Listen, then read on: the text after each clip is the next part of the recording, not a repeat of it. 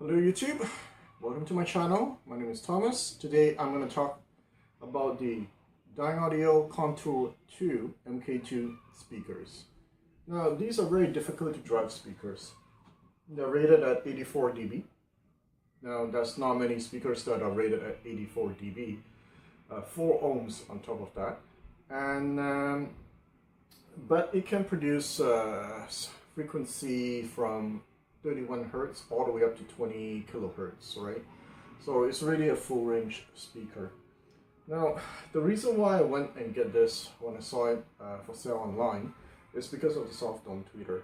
Yes, I know that the tweeter itself is very good because I used to have a compound 2 Dynaudio. In fact, that's what got me interested in Dynaudio. They're fantastic speakers.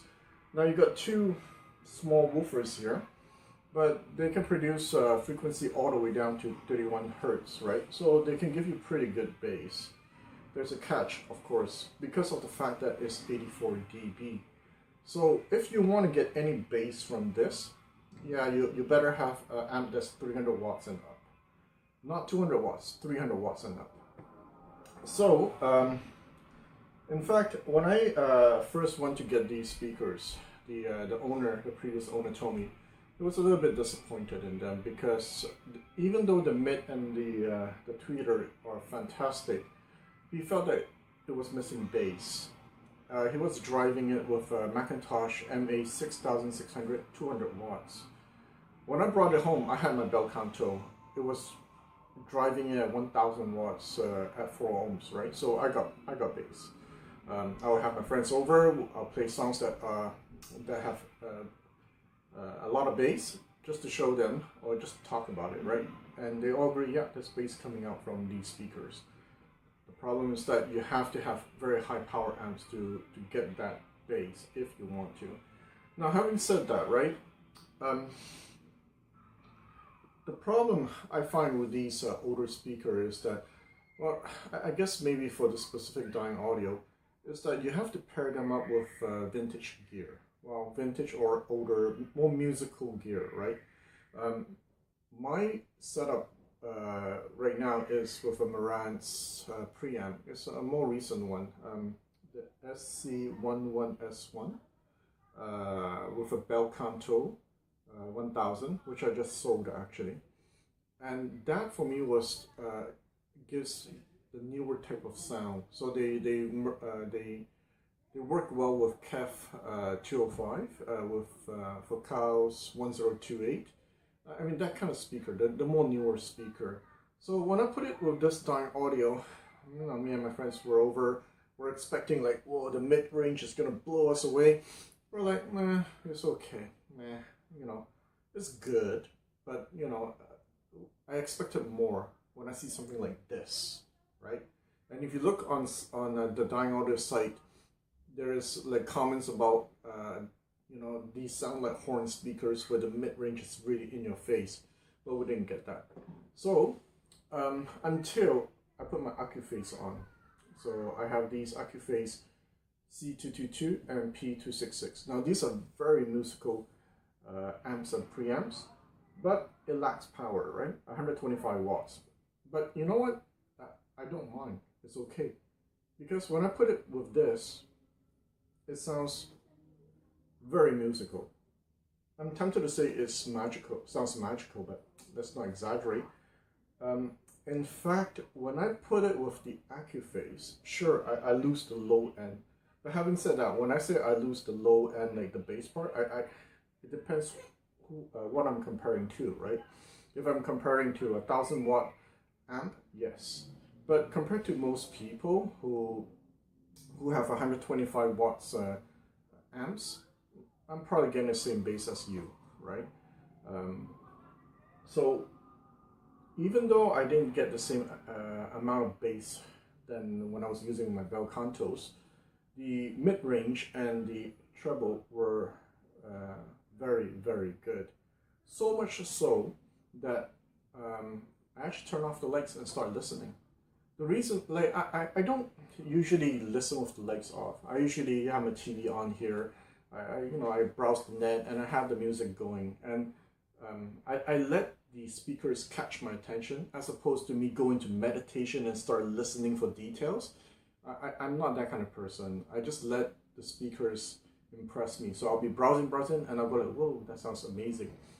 And these caught my attention. The mid-range was good. So I would turn off the lights and start listening. And then I'll start guessing where the speakers are, and I guess wrong. I say, okay, should be here, should be here. When I turn on the lights, I say, whoa, the speakers are a bit further out than I thought they were, right? The sound is very focused. So the sound stage is not big. I feel like it's more focused. Good thing, bad thing, depending on your taste. And also when I start, because I knew I was going to do a YouTube video, so I was very tired one night, and I say, okay, I'm going to start listening for the imaging and stuff like that, right? So I close my eyes and I start listening, and for a second there, I forgot about it. I just start focusing once again on the voice. And then I go like, wait, I'm listening for how the separations are, but I just get drawn into the voice. Now, when I have my friend over, right, I play this to them. Actually, it's more than friends. I have other people too. They came over to listen to them because they were buying my focals, and they do notice that the second I change this to, let's say, the KEF205 or the focals, like the more recent speakers, the first thing they notice is that the resolution is not as good as the newer ones with the hyper tweeter and the super tweeter. Now that's completely understandable, but don't get me wrong, these tweeters are detailed, all right? Just that they don't have the hyper or super tweeter resolution. That's the first thing you'll notice. And when, let's say, compared to the KEF205, the KEF205 is more live, the soundstage is bigger, and blah, blah, blah, blah, blah. So I remember that day when my friend came over, I'll leave the KEF205 there, and we all agree, yeah, the KEF205 definitely is a step up. Everything was just more wow. Good for demos, right? But after my friend left, and at night, I start wanting to put the Dynaudio back, because I miss that subtle, like, vocal. Like, it's hard to say. It's very subtle, but you know that the KEF doesn't have it. It's just these Dynaudios. So I had to put it back, and usually when I purchase a secondhand speakers in the $1,000-ish range, it doesn't last a lot of hours here. That's my main setup, right? I listen to it for a while, have fun with it, okay, it's good, I'll put it aside, and then I'll just get rid of it, right? Once in a while, I'll take it out and I'll try again, listen, and I'll put it away. In fact, I had another Dynaudio, the Dynaudio 3/7. I think I spent maybe 2-3 hours with it, and that's it.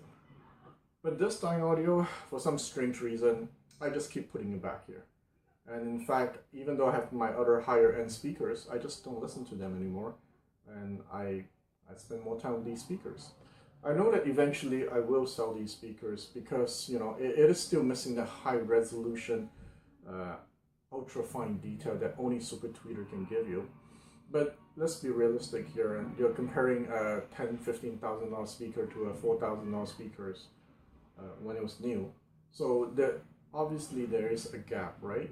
But I can assure you, when it comes to mid-range, this one can hold, if not better, than all the higher end speakers I had, including the Focal 1028 and some other ones like the Monitor Audio GX300. Now those are very high end speakers, but I have more fun listening to this because I can relax with these. With the KEF205, for example, if I'm very tired, I put a song on, it'll keep waking me up. So let's talk about the soundstage on these speakers. They're what I call just okay, meaning that it doesn't blow me away like some other speakers where I'll sit down and I'll go like, whoa, the soundstage is so big. No, not at all.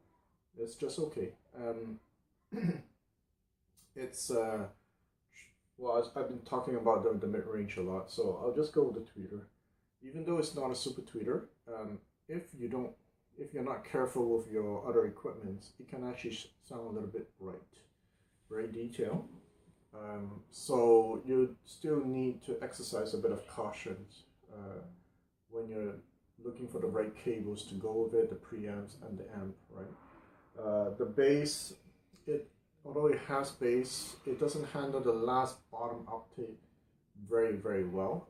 You need a good amp that has good control, maybe a very high damping factor if you want to maximize its performance.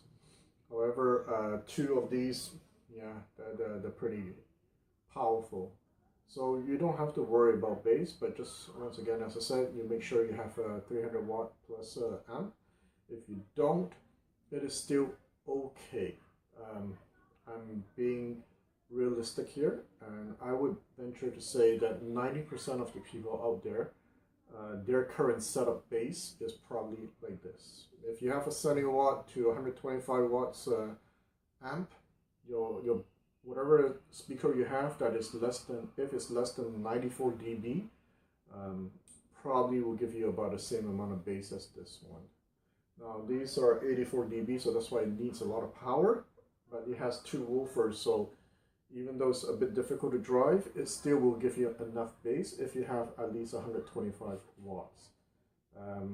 But once again, everything is relative, so keep your expectations in check, right? What about separation? I define it as can I separate the instruments, the people easily? It's not that simple with this one. In fact, it depends on the source. So I had friends over who listened again. So with my computer deck, we felt that there was no 3D. You don't have people in front or back. Everything just seems to mush together. And once we put the turntable on, then we feel, okay, so there's layers now. Then I put my more higher end external DAC, the E28, yes, there is a bit better separation. It's not something that stands out to me. I mean, it's there. I can confidently say, okay, yes, there is, people are a bit spread out. It's fine, right? Now, there are some speakers that I come across where everything is just mushed together. This one is not that kind of speaker, but its separation, people separating part, it's not top notch. It is normal. So if you're somebody, that's why I say it's not an audiophile speaker where it excels in that kind of stuff, right? It's more of a musical speaker. So that's why I keep your expectations in check. Should you get one? If you like to just enjoy yourself, listen to music, and you're not really fuzzy about, oh, I cannot hear that pin dropping on the floor. If you're not that kind of person, absolutely, 100%. Even me, who's fuzzy like that, trying to hear the person breathing and so forth, even I enjoy these speakers. So if you're somebody who's used to very high-end speaker, this cannot replace them. It's probably good for a second room, or for occasionally when you just feel like relaxing and you just want to change things up, right? Because when you deal with high-end speakers, the 10 plus zone, they produce a certain kind of sound. Well, of course there are differences, like the GX300 and my KEF, it's a whole world apart, right? But the KEF and the Focal 1028, it's around the same ballpark, right? But these are not. These are completely in a different world again. So there are times when you don't feel like listening to those kind of speaker. These ones are, a good alternative. And you cannot find that in the newer budget speakers, like my Monitor Audio RS6 and a few other. I had tons. Monitor, Paradigm Monitor 11.7. To name a few, anyway, I had a lot. So anything that's below 2,000-3,000 new, it gives, once again, that kind of ballpark sound in the new the new speaker world, right? These goes in a different ballpark sound, different kind of sound. So so the only word I know how to describe it is musical, romantic sound. This is it. So well, probably a bit more like the KEF 104, 105, that kind of sound. Yeah, probably in that kind of ballpark. If I had to describe, if I have to put it into a category, right? But it's definitely not the same kind of sound. But it reminds me of that era, and it's a good thing.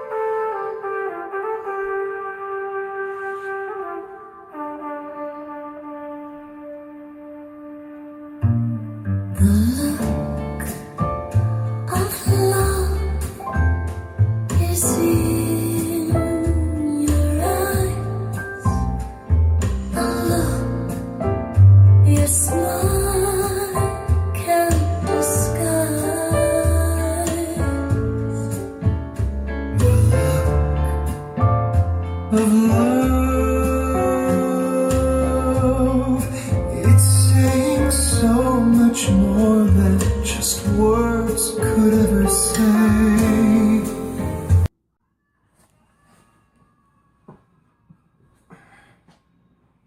So once again, keep in mind that's recorded from my cell phone, so it won't do justice to the recording.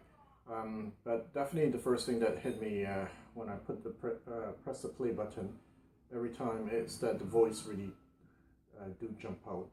So who would like these kind of speakers? Probably if you're somebody who's really into vinyl and all you care about is the speaker to be very musical. Now you might say that everyone wants their speaker to sound very musical. But the reality is, for me, at least for my opinion, is that you either have an audiophile speaker or you have a musical speaker. Audiophile speakers allow you to analyze the song, very detailed, micro detail, amazing soundstage, imaging, and blah, blah, blah, blah. These are not that kind of speaker. You just turn it on, relax, and enjoy yourself. Having said that, I mean, you know, once again, just a reminder, if you do want that full bass coming out on these speakers, you do need about 300 watts. Keep in mind that this is an 84 dB speaker. But having said that, I mean, with my Accuphase, even at 125 watt, I mean, I can live with it. If I do need a bit more bass, I'll just turn on my little small subwoofer. So I'm really, I mean, I'm satisfied with its low end.